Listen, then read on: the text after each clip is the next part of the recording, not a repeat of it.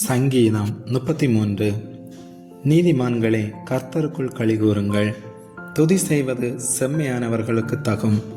சுரமண்டலத்தினால் கர்த்தரை துதித்து 10 நரம்பு வீணையினாலும் அவரை கீர்த்தனம் பண்ணுங்கள். அவருக்கு புதுப்பாட்டை பாடுங்கள். ஆனந்த சத்தத்தோட வாத்தியங்களை நேர்த்தியாய் வாசியுங்கள்.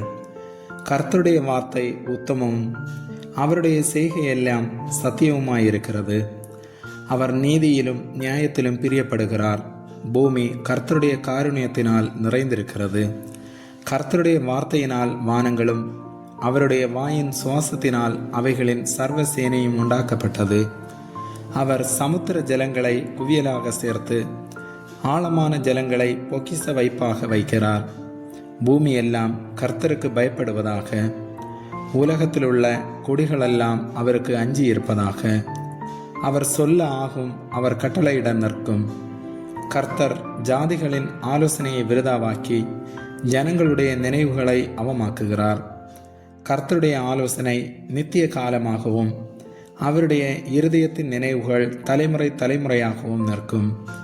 கர்த்தரை தங்களுக்கு தெய்வமாக கொண்ட ஜாதியும் அவர் தமக்கு சுதந்திரமாக தெரிந்து கொண்ட ஜனமும் பாக்கியமுள்ளது. கர்த்தர் வானத்திலிருந்து நோக்கி பார்த்து எல்லா மனுபுத்திரரையும் காண்கிறார். தாம் வாசமாயிருக்கிற ஸ்தானத்திலிருந்து பூமியின் குடிகள் எல்லார் மேலும் கண்ணோக்கமாயிருக்கிறார். அவர்களுடைய இருதயங்களை எல்லாம் அவர் உருவாக்கி அவர்கள் செய்கைகளையெல்லாம் கவனித்திருக்கிறார்.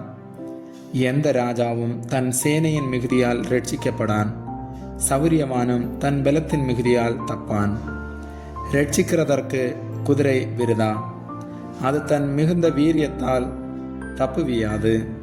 தமக்கு பயந்து தமது கிருபைக்கு காத்திருக்கிறவர்களின் ஆத்துமாக்களை மரணத்திற்கு விலக்கி விடுவிக்கவும் பஞ்சத்தில் அவர்களை உயிரோடே காக்கவும் கர்த்தருடைய கண் அவர்கள் மேல் நோக்கமாயிருக்கிறது. நம்முடைய ஆத்துமா கர்த்தருக்கு காத்திருக்கிறது. அவரே நமக்கு துணையும் நமக்கு கேடகவுமானவர். அவருடைய பரிசுத்த நாமத்தை நாம் நம்பியிருக்கிறபடியால் நம்முடைய இருதயம் அவருக்குள் களிகூரும். கர்த்தாவே, நாங்கள் உம்மை நம்பியிருக்கிறபடியே உமது கிருபை எங்கள் மேல் இருப்பதாக. ஆமேன்.